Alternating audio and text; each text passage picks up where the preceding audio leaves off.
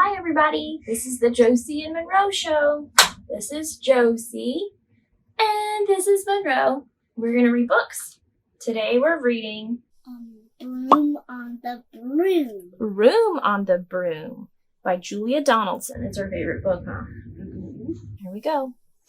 The witch had a cat and a hat that was black and long ginger hair in a braid down her back.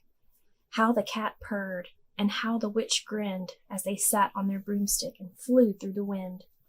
But how the witch wailed and how the cat spat when the wind blew so wildly it blew off her hat. "Down!" cried the witch, and they flew to the ground. They searched for the hat, but no hat could be found. Then out of the bushes on thundering paws there bounded a dog with a hat in his jaws. He dropped it politely, then eagerly said, as the witch pulled the hat firmly down on her head, "I am a dog, as keen as can be. Is there room on the broom for a dog like me?" "Yes," cried the witch, and the dog clambered on. The witch tapped the broomstick, and whoosh, they were gone. Over the fields and the forest they flew. The dog wagged his tail, and the stormy wind blew. The witch laughed out loud and held on to her hat, but away blew the bow from her braid just like that. Why does the dog have his hand up? Because he's trying to catch her bow. But his whiskers are teared up on his fingers. Oh, you think they're tangled on his fingers? They might be. Let's see. "Down!" cried the witch, and they flew to the ground. They searched for the bow, but no bow could be found. Then out from a tree with an ear-splitting shriek there flapped a green bird with the bow in her beak. She dropped it politely and bent her head low, then said, as the witch tied her braid in the bow, "I am a bird, as green as can be. Is there room on the broom for a bird like me?" "Yes," cried the witch. So the bird fluttered on. The witch tapped the broomstick, and whoosh, they were gone. Over the reeds and the rivers they flew.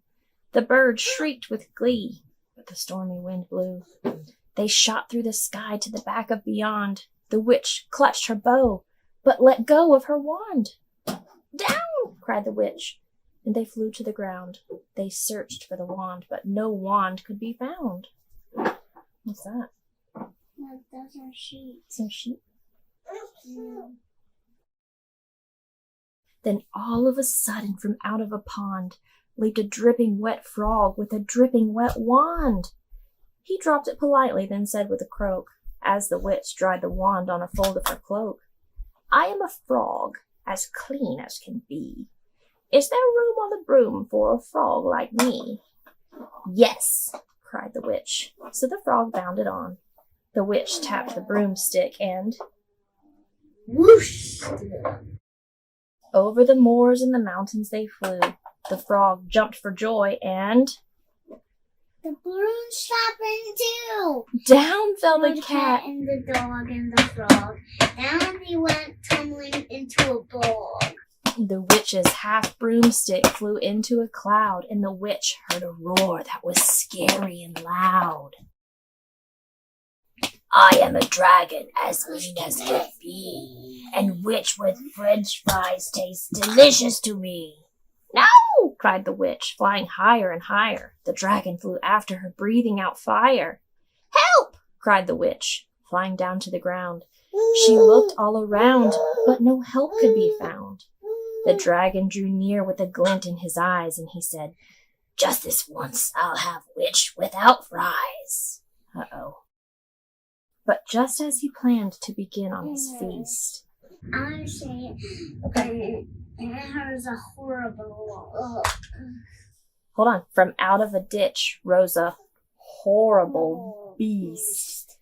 It was tall, dark, and sticky. But just as he planned to begin on his feast, from out of a ditch rose a horrible beast. He was tall, dark, and sticky, and feathered and furred. It had 4 frightful heads. It had wings like a bird, and its terrible voice when it started to speak was a yowl and a growl and a croak and a shriek. It dripped and it squelched as it strode from the ditch, and it said to the dragon, "What's up? That's my wood." That's right. The dragon drew back and he started to shake. "I'm sorry," he sputtered. "I made a mistake. It's nice to have met you, but now I must fly." And he spread out his wings and was off through the sky. Some of the dragons are not nice, and some of the dragons are nice. That's right. Then down flew the bird, and down jumped the frog. Down climbed the cat, and "Phew," said the dog. And "Thank you, oh, thank you," What's the that bug? grateful witch cried. "Without you, I'd be on that dragon's inside." What bug? What is that bug doing? Oh, he's just a little bug sitting on the log. And what's he called? I don't know, he looks like maybe a stick bug. Mm-hmm. Then she filled up her cauldron and said with a grin, "Find something, everyone. Throw something in." I'm gonna do So the frog found a lily, and the cat found a cone, and the bird found a twig, and the dog found the bone. They threw them all in, and the witch stirred them well, and while she was stirring, she muttered a spell. Iggity, ziggity, zoggity, zoom! Then out rose A truly magnificent broom. That's a big word. With seats for the witch, and the cat, and the dog, a nest for the bird, and a pool for the frog. "Yes," cried the witch, and they all clambered on.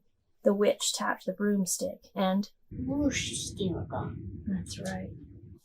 They look very happy. See the frog in his bath, the bird on her nest. The dog's got a good book to read, and the cat's got a glass of milk. This owl looks like he wants to get on the broom too. What do you think? Yeah. All right, well, there's our first book. Say thanks everybody for watching.